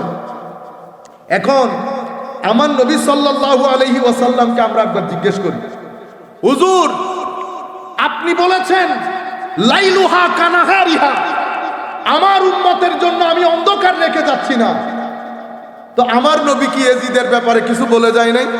হায়, হযরতে আবু হুরায়রা রাদিয়াল্লাহু তাআলা আনহু, হায় হায়, বাজার দিয়ে হাঁটার সময় বলতেন, আল্লাহুম্মা ইন্নী আউযু বিকা মিন রাসিস সিদ্দিন ওয়া ইমারাতিস সিবিয়ান। আল্লাহ 60 হিজরি আসার আগে আমারে তুলে নিন, আমি কোনো এই চব, আপনারা চব বুঝেন, চিটেঙ্গা ভাষায় বলে চব, হাঙ্কি পাঙ্কি, কই এই 25 বছর যা আমাদের এক হুজুর একটা শব্দ বলেছেন, দাঁড়ান আমি চিন্তা করি, আচ্ছা মনে পড়ছে, বাইল্লা মৌলবী। বাইল্লা মৌলবী মানে বুঝেন আমাদের মতো আর কি, হ্যাঁ, হাই খুদা হাত তাট নারে এমন ভাবে ওয়াজ করে মনে যেন আলমের সাগর, বলে ক্লাস 6 এর মধ্যে ঢুকাই দিলে ক্রেন দিয়ে টেনে বের করতে হয় হুজুরকে। আমাদের কথা বলতেছি, কারো কথা না, আমি নিজের কথা বলতেছি। জমানা এমন এসে গেছে, আলেম উলামা স্টেজে বসে থাকে। হযরত জালালউদ্দিন রুমি বলছেন, জমানা এমন আসবে আলেম উলামা চুপ হয়ে যাবে, তাদের মাথার উপরে খেলবে জাহেল মূর্খরা। জাহেল মূর্খরা। কোন কথা বলতে চেয়েছিলাম মনে আছে আপনাদের? একটু কফি দিয়ে দেন। সালাতুনিয়া রাসূলুল্লাহ আলাইকুম, সালামুনিয়া হাবিবাল্লাহ আলাইকুম। 60 হিজরি থেকে পানা চায়। হযরত আবু হুরায়রা বলতেন, আরেকটা কথা বলতেন, আমি আমার নবীর থেকে 2টি ইলম শিখেছি, একটা যদি বলি আমার গলা কাটা যাবে। বুখারী শরীফের মধ্যে এটার একটা স্পষ্টতা এসেছে। মারওয়ানের সাথে হযরত আবু হুরায়রা বসা, উনি বলছেন আমার নবীর মুখে আমি শুনেছি আস-সাদিক আল মাসদুক, পৃথিবীর সবচেয়ে সত্যবাদী, স্রষ্টার সৃষ্টির সবচেয়ে সত্যবাদী বলে গেছেন আমার এই উম্মত ধ্বংসপ্রাপ্ত হবে, আমার এই উম্মত ধ্বংসপ্রাপ্ত হবে। এই কুরাইশের কিছু বাইল্লা মৌলবী কম বয়সী সুলতানের হাতে, আপনি যদি চান, তখন এই কথা শোনার পরে মারওয়ান বলছেন তাদের উপর লানত পড়ুক। বুখারী শরীফের হাদিস। হযরতে আবু হুরায়রা বলছেন আপনি চাইলে আমি নামও বলে দিতে পারবো, আপনি চাইলে আমি নামও বলে দিতে পারবো। তাইলে বুখারীর এই হাদিস, হযরতে ইবনে হাজার আসকালানি, বদরুদ্দিন আইনি, আরো যারা হাদিসের ব্যাখ্যা করেছেন তারা এই হাদিসটা রওয়ায়াত করেছেন। হযরত আবু হুরায়রা বলতেন দুই ধরনের জ্ঞান শিখেছি, এক ধরনের জ্ঞান বলি আর এক ধরনের জ্ঞান পকেটে রাখি, এটা বললে আমার গলা কাটা যাবে। আর হযরতে আবু হুরায়রা বাজারে হাঁটার সময় বলতেন আল্লাহ 60 হিজরি থেকে পানা চায়। কেন? সমস্ত মুহাদ্দিসিন বলছেন যাদের হাতে আমার নবী বলেছেন উম্মত ধ্বংসপ্রাপ্ত হবে, তাদের প্রথম ব্যক্তির নাম ইয়াজিদ, নাম্বার 1। নাম্বার 2, এই হাদিস ইমাম ইবনে আবি শাইবা বর্ণনা করেছেন। হাদিস, আমাদের এখানে হাদিস বললে এখন কেউ সহি, কেউ দঈফ, সবাই তো বড় বড় মুহাদ্দিস এখানে, ঠিক না? হ্যাঁ, এক ভদ্রলোক উনি ইংরেজিতে বক্তব্য দিয়েছেন, বক্তব্য দিয়ে বলতেছেন দিস হাদিস ইজ অথেন্টিক, দিস হাদিস ইজ অথেন্টিক। ওয়াই? হাযা হাদিসুন হাসানুন সহিহ, অথবা হাযা হাদিসুন সহিহ। আল্লাহ, দেখছেন নি অবস্থা, জাহেল মূর্খ। তো বক্তব্য শেষ হওয়ার পরে আমি ওনাকে বলতেছি ভাইজান একটু কথা বলতে পারবো? তো আমিও প্যান্ট শার্ট পরা, তো উনি বুঝতে পারেন নাই, বলতেছে কি বিষয়? আল্লাহ, আপনি বলছেন না হাযা হাদিসুন সহিহ, ট্রান্সলেশন করলেন না দিস হাদিস ইজ অথেন্টিক, তো হাযা হাদিসুন গায়রু সহিহ, এই হাদিস সহিহ না, এটার ট্রান্সলেশন কি হবে? এটার ট্রান্সলেশন আমি কি ভুল করছি? আল্লাহ, এটা আমি বলবো কেন? ডিসাইড আপনি করেন, কত আপনি বলছেন ফতোয়া আপনি দেন। বেটা, আমি এই কথাগুলো বলতেছি আপনাদেরকে ওই যে আমার বরত্বের জাহিরের জন্য। আমি বলতেছি কি কি জায়গা থেকে। এখন আমাদের ছেলে যারা, তারা কিন্তু আমার বক্তব্য শুনতেছে না, যেহেতু আমি বাংলাতে বলতেছি। তারা বক্তব্য শুনতেছে কার? ইংরেজিতে। ইংরেজি বলছে যখন শুদ্ধ বলছে, ইংরেজিতে যেহেতু বলছে ঠিক বলছে, বুঝছেন? তো এখন হাযা হাদিসুন, আল্লাহ আমাকে একটা কথা বলেন, এরা মুহাদ্দিস মুফতি, এরা ভালো বুঝবেন। আমরা যখন বলি হাযা হাদিসুন সহিহ, এটার অর্থ কি? আপনি আমার নবীর হাদিস সহিহ গলত এটা বলতে পারবেন? উম্মতের কোন রাইট আছে আমার নবীর হাদিস সহিহ দুর্বল বলার? হাযা হাদিসুন সহিহ মানে হাযা হাদিসুন সহিহুল ইসনাদ। এই হাদিসের আগে যে নামগুলো আছে সেই নামগুলো কি? সহিহ। এটা একটা টার্ম, পরিভাষা। পরিভাষার কখনো বাংলার অনুবাদ হয় না। ঢাকা মানে কি? ঢাকা, ঢাকা মানে কি? কাভার। তো এখন বেশি পণ্ডিতি করে যদি বলেন I am going to cover, হইল নি? না, টার্মের তো অনুবাদ হয় না।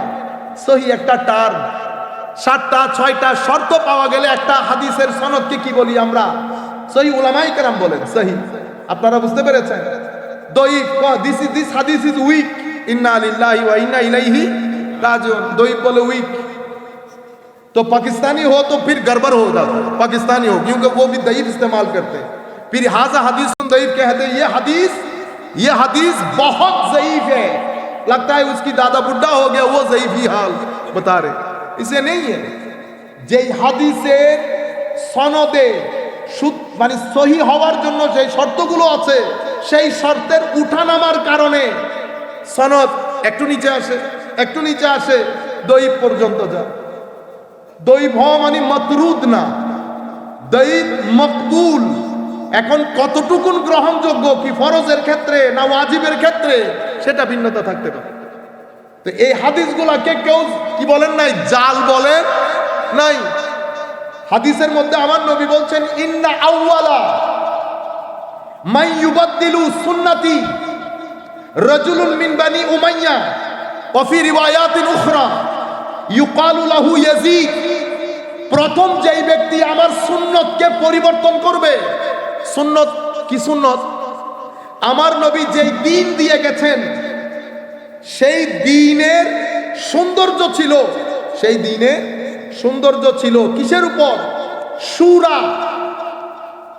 সরকার গঠন করবেন, রাস্তা দুইটা, হয় শুরা কনসালটেশন, পরামর্শ করে, অথবা গদি দখল করে। এই দুইটার বাইরে আর কোনো কিছু নাই।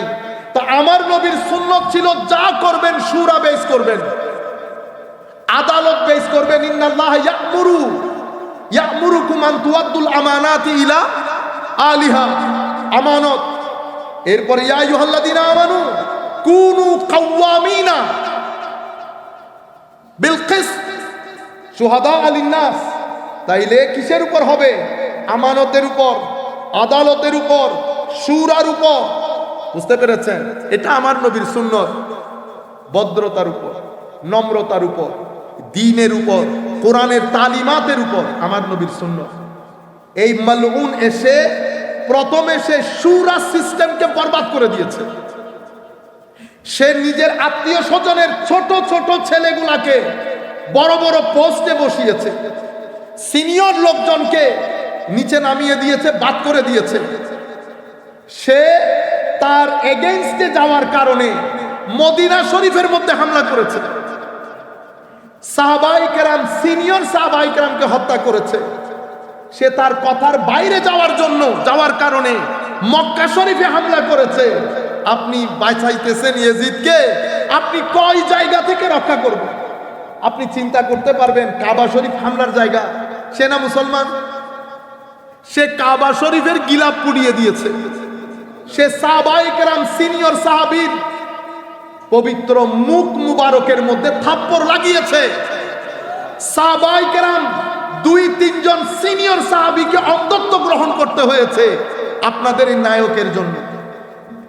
সে আমার নবীর মদিনা শরীফকে 3 দিনের জন্য হালাল করে দিয়েছে, আযান বন্ধ রেখেছে। যেই মদিনার হেরেমের একটা গাছ কাটাকে আমার নবী নিষিদ্ধ করেছে, সেই মদিনাওয়ালা নবীর কলিজার টুকরা নাতির সিনায়ে পাকের মধ্যে উঠে সারে পাককে আলাদা করে সেটাকে ট্রের মধ্যে নিয়ে উবাইদুল্লাহ ইবনে জিয়াদ মালউনের দরবারে পেশ করেছে। এই মুসলমান কিভাবে চিনবেন? কোটি টাকা যতই জোগাড় করেন, ইউটিউবের মধ্যে যতই এডিট করে ইউটিউবের ভিডিও বানান, আল্লাহর ইজ্জতের কসম, চেহারা বলে দেবে আপনি কি হুসাইনি না ইয়াজিদি। যত লম্বা দাড়ি রাখেন,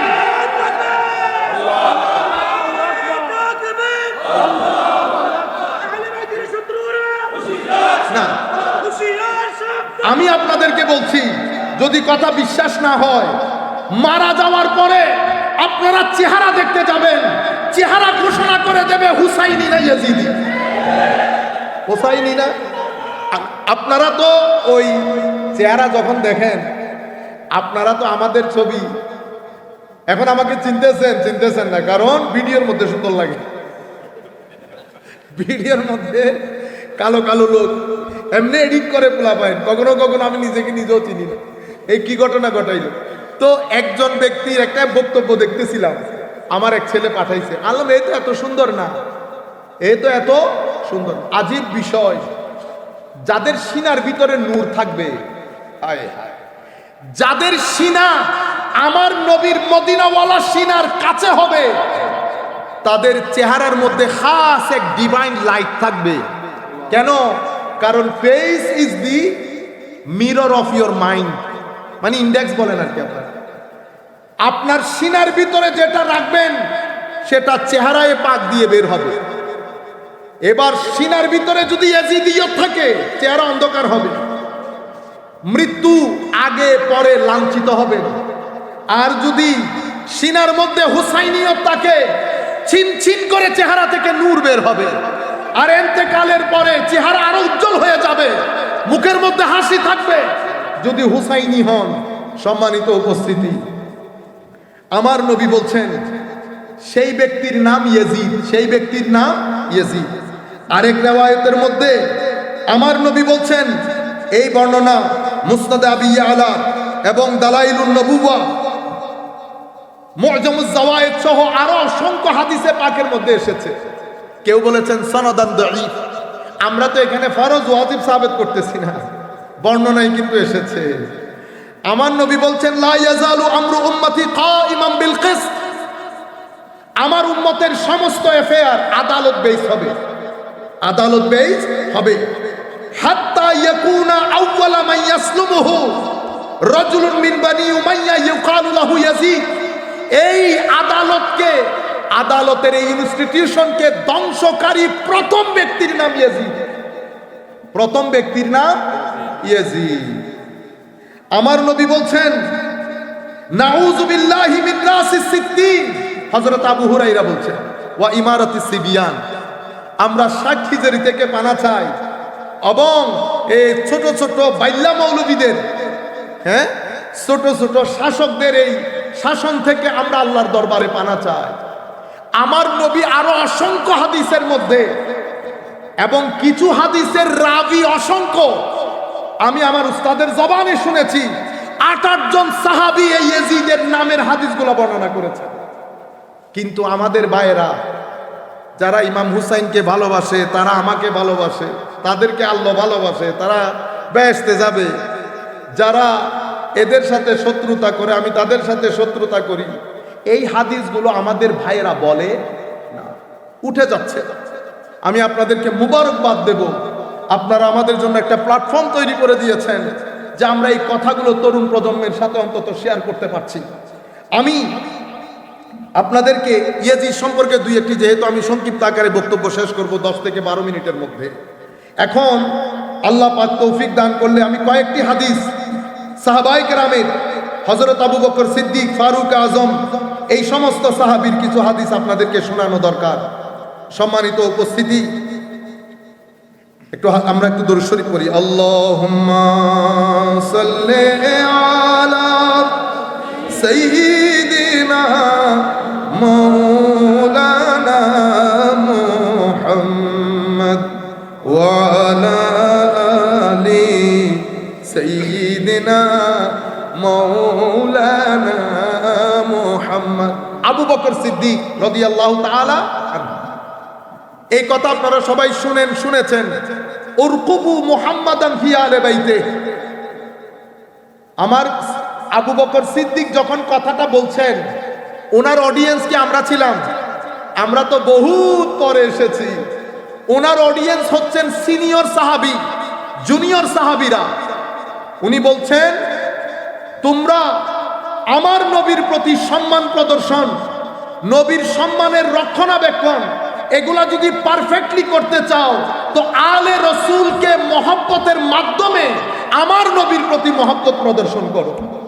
আবু বকর সিদ্দিক এরপরে বলেছেন, ও আলে রসুল, ও হযরত আলী ও ফাতেমা, আমি আল্লাহর ইজ্জতের কসম করে বলছি, বুখারী মুসলিম শরীফের রিওয়ায়াত, যে আমার নবীর আলদের আত্মীয়তা রক্ষা করা, এটার প্রতি সম্মান প্রদর্শন করা, আমার আত্মীয়তার সম্মান প্রদর্শন করার চেয়ে আমি বেশি ফজিলতপূর্ণ মনে করি। 2, আরেকটা ঘটনা আপনারা হয়তো শুনেন নাই অথবা হয়তো শুনেছেন। হযরতে আনাস বিন মালিক রাদিয়াল্লাহু তাআলা আনহু জলিলুল কদর সাহাবী এবং সিনিয়র সাহাবীদের মধ্যে অন্যতম। তখন উনি অনেক বয়স্ক হয়ে গেছেন। সিনিয়র সাহাবীদের মধ্যে কেউ কেউ বেঁচে আছেন, জুনিয়র সাহাবীদের মধ্যে অন্যতম সাহাবী হযরতে আব্দুল্লাহ ইবনে আব্বাস রাদিয়াল্লাহু তাআলা। হায় হায় হায়, হযরত আনাস বিন মালিক একটা জানাজা পড়িয়েছেন। বর্ণনাটা যদি এভাবে শোনাই, আনিস শাআবী, ইমাম শাআবী বর্ণনা করছেন, قال صلى زيد بن ثابت على جنازة ثم قربت إليه بعلته ليركبها فجاء عبد الله بن عباس رضي الله تعالى عنهما فأخذ بركابه। জানাজা পড়ানোর পরে বুড়া হয়ে গেছেন, তো বৃদ্ধ হয়ে গেছেন, তো উনার যেই সাওয়ারির উপর সওয়ার হয়ে গেছেন এটা একটু কাছে এনেছেন। আপনারা গাড়ি কাছে আনেন না এরকম। হায় হায়, হযরতে আব্দুল্লাহ ইবনে আব্বাস জলিলুল কদর মুফাসসির, আমার নবীর আর দৌড় দিয়ে গিয়ে হযরতে আনাস বিন মালিকের সাওয়ারির রশি হাতে নিয়ে নিয়েছে, রশি হাতে নিয়ে নিয়েছে। এটা দেখার পরে আনাস বিন মালিক বলছে, আব্দুল্লাহ এই কাজ করিও না, এই কাজ করিও না। তখন হযরতে আব্দুল্লাহ ইবনে আব্বাস বলছেন, এটাই আমাদের পূর্বপুরুষরা আমাদেরকে শিক্ষা দিয়ে গেছেন, বড়দেরকে সম্মান কিভাবে করতে হয়। এটা বলার পরে হযরত আনাস বিন মালিক জলিলুল কদর সাহাবী, ছোট্ট বাচ্চা আব্দুল্লাহ ইবনে আব্বাস দেওয়া হাতের মধ্যে, পায়ের মধ্যে, সেইটা কালচার, আদবের এই কালচার আজকের দিন পর্যন্ত উলামায়ে কেরামের মধ্যে প্রচারিত, প্রসারিত। এই আদবকে উলামায়ে কেরাম বলেছেন তরিকত, তাসাব্বুফ, সুফিয়ায়ে কেরামের যে তারজে তরিকা, এটার মূল বিষয় হচ্ছে আদব। এটার মূল বিষয় কি? আদব, শিষ্টাচারিতা, ম্যানার্স, এটিকেটস। সম্মানিত উপস্থিতি, সাহাবায়ে কেরামের অবস্থা দেখেছেন। এরপরে আরেকটা হাদিস বলবো শুধু। হযরতে আব্দুল্লাহ ইবনে ওমর, হযরত ওমর রাদিয়াল্লাহু তাআলা আনহুর ছেলে, সিম্পল এক ব্যক্তি জিজ্ঞেস করেছে, হুজুর এরাম অবস্থায় মাছি মারতে পারবো? কি মিনাইনা আনতা, তোমার দেশ কই? তো আনা মিন ইরাক, আমি ইরাক থেকে এসেছি। উনি বলছেন, উনজুরু ইলা হাযা, এই ব্যক্তির দিকে তাকাও, এ আমারে জিজ্ঞেস করতেছে এরাম অবস্থায় মাছি মারা জায়েজ কিনা। আর এরা আমার নবীর কলিজার টুকরা নাতিকে দাওয়াত দিয়ে কুফার জমিনে নিয়ে গিয়ে তারা নৃশংসভাবে হত্যা করেছে, যার ব্যাপারে আমার নবী বলেছেন, আমি নিজ কানে শুনেছি, আমার হাসান হুসাইন দুনিয়াতে আমার দুইটা ফুলের নাম। এবার আপনারা বুঝতে পেরেছেন, আমি তরুণ প্রজন্মের কাছে শুধু এই মেসেজ আমার, কোন দিকে যাব আমরা? যে রাস্তা আমার নবী দেখিয়েছেন, যে রাস্তা সাহাবায়ে কেরাম দেখিয়েছেন, তাবেঈন দেখিয়েছেন, আইম্মায়ে কেরাম দেখিয়েছেন, শাহজালাল ইয়ামানি দেখিয়েছেন, সে রাস্তায় হাঁটবো নাকি 90 ইয়েজিদিয়তের রাস্তায় হাঁটবো? বাংলাদেশ সরকারকে আমি বলছি, বিনয়ের সাথে বলছি, তৌহিদি জনতা বলে যারা লাঠি হাতে নেবে, যারা আগুন জ্বালাবে, বুঝতে পেরেছেন? এদের পূর্ববর্তী পিছনের ইতিহাস যদি দেখেন, এটাকে বলে হিস্টোরিওগ্রাফি। হিস্টোরিওগ্রাফি, ঐতিহাসিক প্রেক্ষাপট। আপনি আমার এই লোকগুলাকে নিয়ে আমি সিলেটে কোন প্রতিবাদ করব, লাখো মানুষ একসাথে হবে, কিন্তু গাছ থেকে একটা পাতাও পড়বে না। পড়েছে? ফিলিস্তিন বিরোধী আপনারা আন্দোলন করেছেন, ফিলিস্তিনের পক্ষে আন্দোলন করেছেন, মিছিল করেছেন, একটা পাতা পড়েছে? পড়বে না। কেন পড়বে না? যারা শাহজালাল ইয়ামানির তালিমাতকে রক্তে ধারণ করে, এরা সবাই হুসাইনি আদর্শে আদর্শিত। যারা হুসাইনি আদর্শকে লালন করে, এরা আদব, তাওয়াদু, আজজি, ইনকিসারির একটা মুরাক্কাব। এখান থেকে আপনি উগ্রতা পাবেন না। সেই কারণে আমাদের পুলিশ ভাইয়েরও আমাদের সাথে যা মন চাই করে না, সরে যান, এখান থেকে সরে যান, করতে পারবেন না। কেন? কারণ ওনারাও জানেন লাঠি হাতে আমরা নিতে পারবো, ধাক্কা একটা দিবেন, ফেলে চলে আসবো, এতটুকুন। ওনারাও বলেন লাঠি হাতে না নিলে বর্তমান, কারণ ইয়েজিদিয়ত সব জায়গায়, হুসাইনিয়ত লাঠিকে ভয় করে না, হুসাইনিয়ত কিছু মানুষ একসাথে হয়ে প্রতিবাদকে ভয় করে, যে পৃথিবীর মানুষ জানতে পেরেছে তারা আমাকে পছন্দ করে না, এটা হুসাইনিয়ত। ইয়েজিদিয়ত হচ্ছে লাঠি নিয়ে বের হবেন, গাড়ি ভাঙবেন, বাড়ি ভাঙবেন, হ্যাঁ, এগুলা ইয়েজিদিয়ত। এখন আমার সামগ্রিকভাবে আমি এজিদিয়তকে লালন করি, হুসাইনিয়তে কথা বলি। সম্মানিত উপস্থিতি, আমরা আর কথা না বাড়াই, অনেকক্ষণ ধরে আপনারা বক্তব্যগুলো শুনছেন। আমাদের করণীয় কি? আমাদের করণীয় আজকের দিন থেকে আমরা দ্বীনের পথে যদি ফেরত না যাই, তাইলে সুম্মা রাদাতনাহু আসফালা সাফিলিন, একেবারে ধ্বংসের অতল তলে তলিয়ে যাবে। আপনি বলবেন, হুজুর এটা কি ধরনের কথা বললেন? রাস্তাঘাট পাকা হয়ে গেছে, আমাদের গাড়ি আছে, ব্যাংক ব্যালেন্স আছে, তো ধ্বংসের অতল তলে কোন দিকে তলিয়ে গেলাম? আপনি ধ্বংস বুঝেনই নেই। আপনি মনে করতেছেন পেট ভরা আছে, শান্তি। তো এরকম হইলে আমেরিকা তো সবচেয়ে বড় শান্তির দেশ, ঠিক না? আসলে কি আমেরিকা শান্তির দেশ? শান্তিতে থাকলে কেউ নিজের স্ত্রীকে তালাক দেয়? শান্তিতে থাকলে ঘর থেকে বের হয়ে অস্ত্র দিয়ে 10-12 জনকে মেরে ফেলে?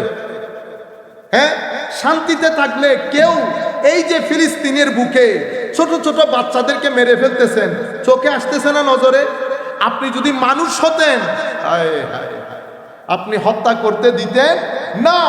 কেন করতেছেন? কারণ মানুষ, আপনি মনুষ্যত্ব নাই। মানুষ দুইটা জায়গার মাঝখানে হাঁটে, হয় ইনসান নয় হাইওয়ান, হয় ইনসান নয় হাইওয়ান। আর হাইওয়ান যখন হয় তখন তলায় তলায় তলায়। উলাইকা হুম কাল আনআম বাল হুম আদল উলাইকা হুমুল গাফিলুন। তাইলে আপনি যখন ইয়াজিদিয়তকে গ্রহণ করবেন, ইয়াজিদিয়তের শক্তি ছিল, সামর্থ্য ছিল, টাকা ছিল, পয়সা ছিল, শান্তি ছিল না। কাবা শরীফে আক্রমণের এই কিছুদিনের ওই সময়কালে এই মালউন দুনিয়া থেকে চলে গেছে। পৃথিবীর কোনো মানুষ জানে না তার কবরস্থান কোথায়, কোন জায়গায়, কোন গর্তে তাকে ঢুকানো হয়েছে। পৃথিবীর মানুষ জানে না। থুতু দিতে যেত পৃথিবীর মানুষ। বুঝতে পেরেছেন কেন? কারণ শক্তি সামর্থ্যের মধ্যে, টাকা পয়সার মধ্যে সুখ নাই। শাহাদাতে ইমামে হুসাইন পৃথিবীর মানুষ জানে না। কেউ বলে সারে পাক মিশরে, কেউ বলে ওই জায়গায়। যেখানে যেখানে বলা হয় যে ইমামে হুসাইনের সারে পাক শরীর মুবারক, এই জায়গায় লাখো মানুষ জিয়ারত করে, লাখো মানুষ জিয়ারত করে। আপনারা বুঝতে পেরেছেন এখন পৃথিবী শান্তিতে নাই, পৃথিবী সুখে নাই, আমাদের বাংলাদেশও শান্তিতে নাই। আমাদের ছেলেগুলা দিন দিন অসামাজিক কার্যকলাপের সাথে যুক্ত হচ্ছে, আমাদের ডিভোর্স রেট বেড়ে যাচ্ছে, আমাদের ছেলেপুলে বিয়ে করতে চাচ্ছে না।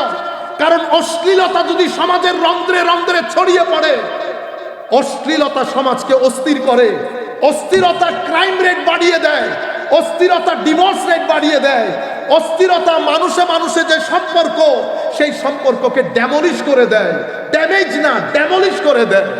সেই কারণে আমার নবী সোসাইটিকে অশ্লীলতা মুক্ত করেছে, সোসাইটিকে তাসকিয়া তাসকিয়া তাসকিয়া মুখী করেছে, মানে ভিতর জগৎ পবিত্র করা। কারণ ইনসান লাকাদ খালাকনাল ইনসানা ফি আহসানি তাকবীম, একটা হচ্ছে হুসাইনি ইনসান।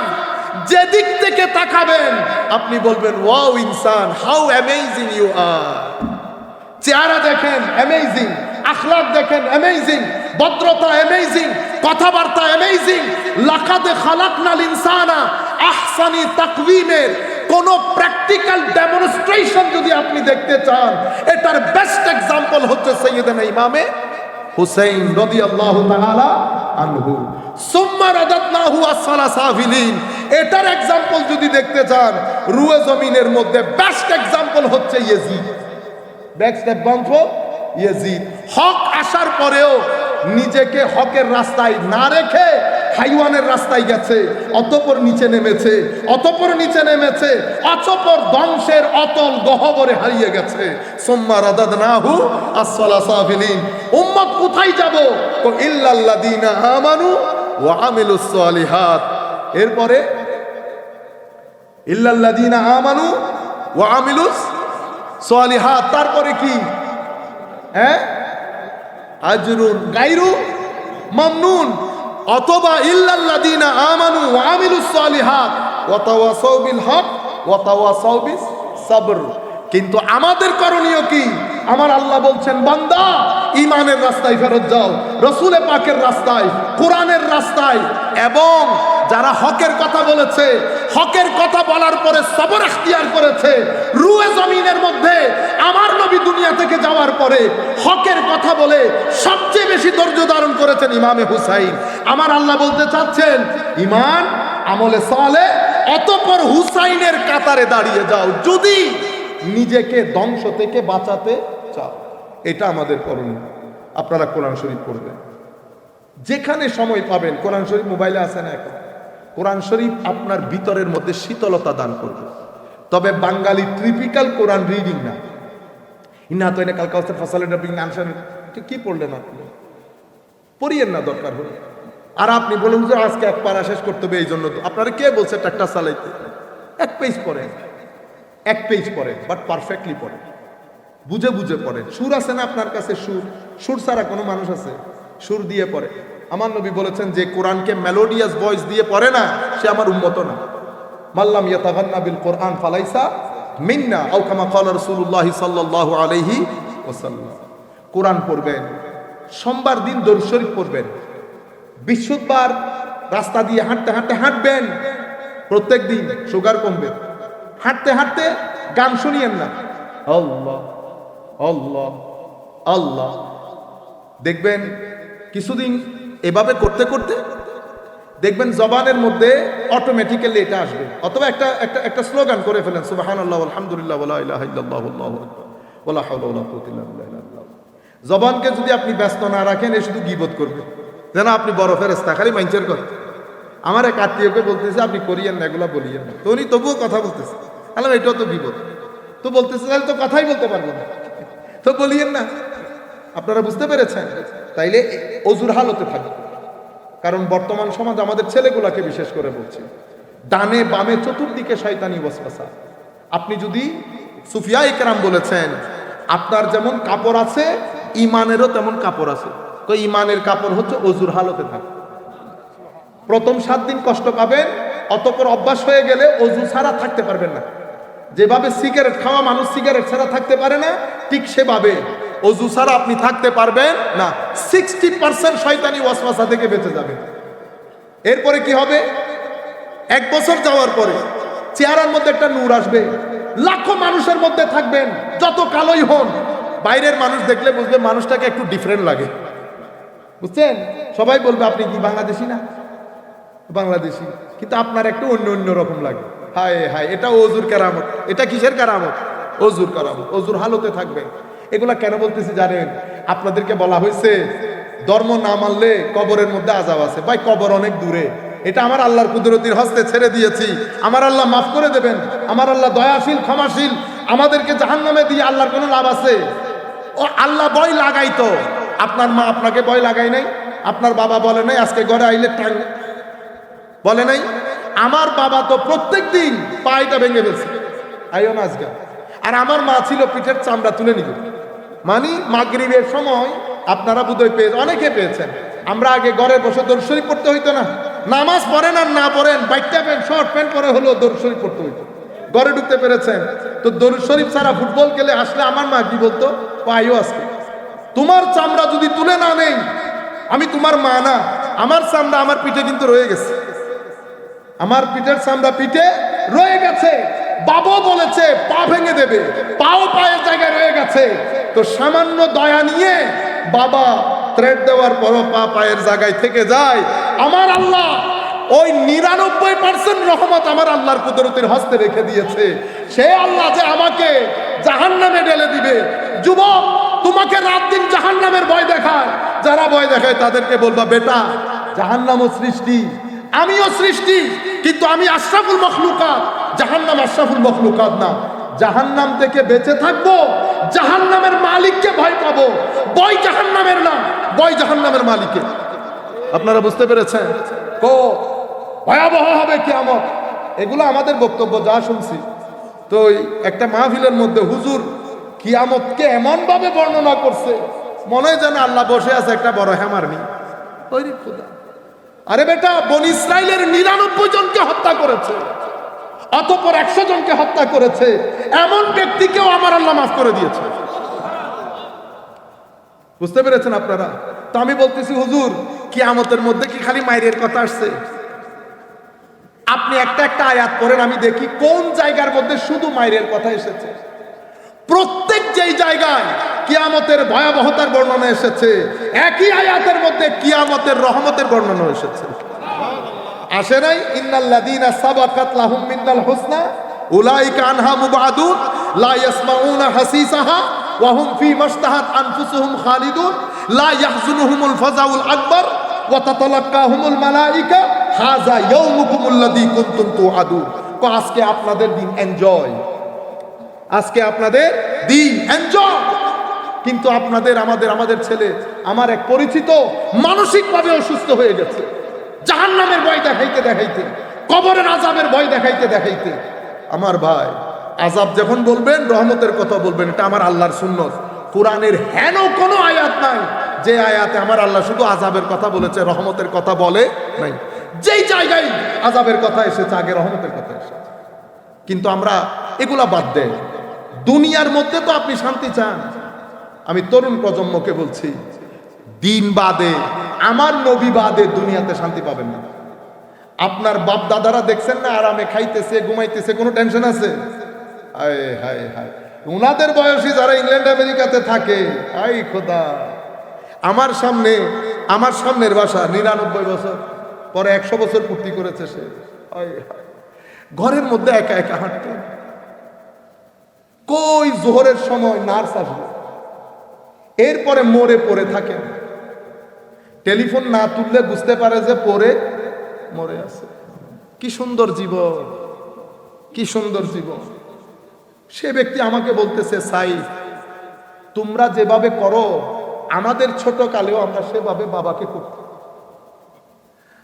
উনি আমাকে বলতেছেন, আমাদের ছোট কালে স্কুলে মারতো ডান্ডা দিয়ে, কিন্তু একটা নির্দিষ্ট সময়ের পরে হারিয়ে গেছে সব।